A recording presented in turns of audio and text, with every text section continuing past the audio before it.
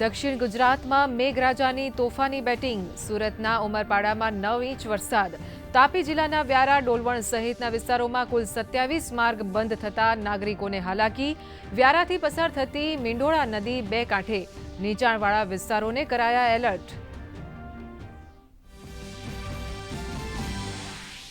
વરસાદી ઘટથી પ્રભાવિત ઉત્તર અને મધ્ય ગુજરાત પર મેઘરાજા મહેરબાન. લાંબા વિરામ બાદના વરસાદથી ડાંગર સહિતના ઊભા પાકને ફાયદો થતા જગતનો તાત ખુશખુશાલ.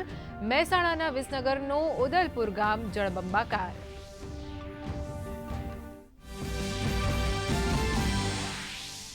મધ્યપ્રદેશ અને ગુજરાતમાં સારા વરસાદને કારણે નર્મદા ડેમની સપાટીમાં વધારો. ડેમ ઓવરફ્લોથી માત્ર 3.65 મીટર દૂર.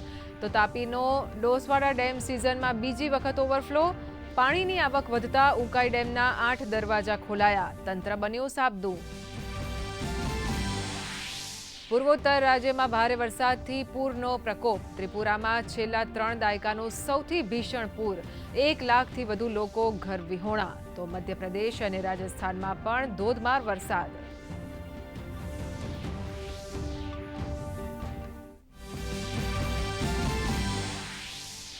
ભાવનગર જિલ્લાના 1900થી વધુ પરિવારોને મળ્યો વિસામો. મુખ્યમંત્રી ભૂપેન્દ્ર પટેલના હસ્તે લાભાર્થીઓને કરાઈ આવાસની ફાળવણી. મુખ્યમંત્રીએ અલંગ શિપયાર્ડમાં ગ્રીન શિપ રિસાયકલિંગને પ્રોત્સાહન આપવાની વ્યક્ત કરી પ્રતિબદ્ધતા.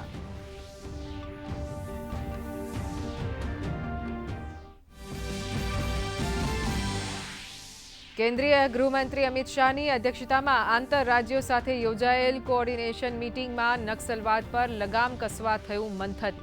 છેલ્લા 10 વર્ષોમાં નક્સલવાદી ઘટનાઓમાં 53% સુધીનો ઘટાડો થયો હોવાની ગૃહમંત્રીએ આપી માહિતી.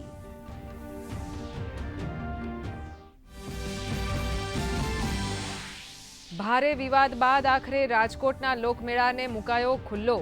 ટીઆરપી અગ્નિકાંડ બાદ એસઓપીનું ચુસ્ત પાલન કરાવવા તંત્ર એલર્ટ. સુરેન્દ્રનગર, પોરબંદર સહિતના સ્થળોએ લોકમેળાને પગલે નાગરિકોમાં ઉત્સાહનો સંચાર.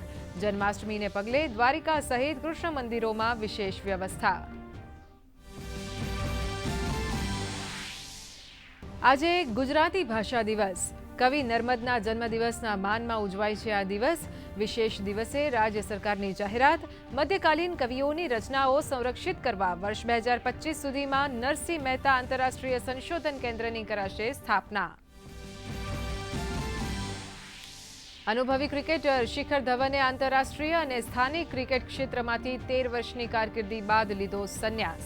વન ડે મેચોના ઉત્કૃષ્ટ ખેલાડી ધવને ઇન્સ્ટાગ્રામ પર ભાવુક વિડીયો મૂકી કરી જાહેરાત. ચાહકોનો પ્રેમ અને સહકાર આપવા બદલ માન્યો આભાર.